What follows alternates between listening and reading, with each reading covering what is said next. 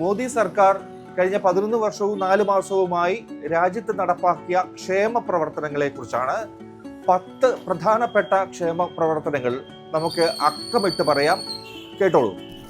സ്വച്ഛ് ഭാരത് അഭിയാൻ പ്രധാനമന്ത്രിയുടെ ഏറ്റവും ആദ്യത്തേതും ഏറ്റവും വലിയ പ്രാധാന്യം നൽകിയതുമായ ഒരു പദ്ധതിയായിരുന്നു ഇത്. പൊതുസ്ഥലങ്ങളിലെ മലമൂത്ര വിസർജനം തടയുക, അതുപോലെ തന്നെ ശുചിത്വം ഉറപ്പാക്കുക തുടങ്ങിയ കാര്യങ്ങളാണ് ഇത് ലക്ഷ്യമിട്ടത്.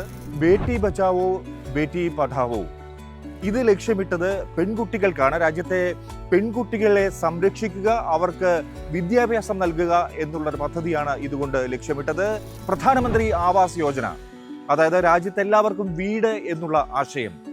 നഗരപ്രദേശത്തും അതുപോലെ ഗ്രാമങ്ങളിലും താമസിക്കുന്ന പാവപ്പെട്ടവർക്കും വീട് ഉറപ്പാക്കുക എന്ന ലക്ഷ്യത്തോടെയാണ് ഈ പദ്ധതി തുടങ്ങിയത്. എന്തായാലും വീട് വാങ്ങാനും നിർമ്മിക്കാനും പാവപ്പെട്ടവർക്ക് സബ്സിഡി നൽകുന്ന ഒരു പദ്ധതിയാണ് ഇത്. പ്രധാനമന്ത്രി ജൻധൻ യോജന, അതായത് രാജ്യത്തെ എല്ലാവർക്കും ബാങ്ക് അക്കൗണ്ട്, ഇൻഷുറൻസ്, അതുപോലെ തന്നെ പെൻഷൻ ആനുകൂല്യങ്ങൾ ഇത് നേരിട്ട് അവരുടെ കൈകളിലേക്ക്, ജനങ്ങളുടെ കൈകളിലേക്ക്, അവരുടെ അക്കൗണ്ടിലേക്ക് എത്താനുള്ള സൗകര്യം. ആയുഷ് ഭാരത് യോജന, അതായത് ലോകത്തിലെ തന്നെ ഏറ്റവും വലിയ ആരോഗ്യ സുരക്ഷാ പദ്ധതി. ഒരു കുടുംബത്തിന് വർഷത്തിൽ 5 ലക്ഷം രൂപയുടെ കവറേജ് ഉറപ്പാക്കുന്നു. ഒപ്പം 7 കോടി ആശുപത്രികളിലാണ് ഇതിന്റെ സൗകര്യം ലഭ്യമാവുക. നമാമി ഗംഗ പ്രൊജക്ട്, അതായത് ഗംഗാ നദിയെ ശുചീകരിക്കുക എന്നുള്ള ലക്ഷ്യം. പ്രധാനമന്ത്രി ഉജ്ജ്വല യോജന, അതായത് രാജ്യത്തെ പാവപ്പെട്ട സ്ത്രീകൾക്ക് പാചകവാതകം ഉറപ്പുവരുത്തുക എന്നുള്ള ലക്ഷ്യം.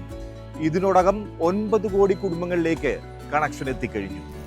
ലഖപതി ദീദി യോജന, അതായത് ഒരു വർഷം ഒരു വനിതയ്ക്ക് 1 ലക്ഷം രൂപയെങ്കിലും വരുമാനം ഉറപ്പുവരുത്തുകയാണ് ലക്ഷ്യം.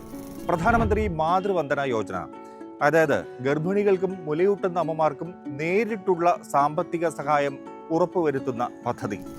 സുകന്യ സമൃദ്ധി യോജന, അതായത് പെൺകുട്ടികൾക്ക് സേവിങ്സ് അക്കൗണ്ട് വഴി നിക്ഷേപം ഉറപ്പുവരുത്തുക, അതിന് ഉയർന്ന നിരക്കിലുള്ള പലിശ നൽകുക, ഒപ്പം നികുതി ആനുകൂല്യങ്ങളും. ഇത്തരത്തിൽ പ്രധാനമന്ത്രി വിഭാവനം ചെയ്ത പദ്ധതികൾ ഒട്ടേറെ ഉണ്ടെങ്കിലും ഇതൊക്കെ കൃത്യമായി നടപ്പാക്കുന്നുണ്ടോ, ഫലപ്രാപ്തിയിൽ എത്തുന്നുണ്ടോ എന്ന് കേന്ദ്ര സർക്കാർ ഉറപ്പുവരുത്തണം. എന്തായാലും മറ്റൊരു പ്രധാനപ്പെട്ട കാര്യമുണ്ട്. സെപ്റ്റംബർ 17 പ്രധാനമന്ത്രി നരേന്ദ്രമോദിയുടെ 75ാം പിറന്നാളാണ്. Happy birthday to Shri Narendra Modi ji.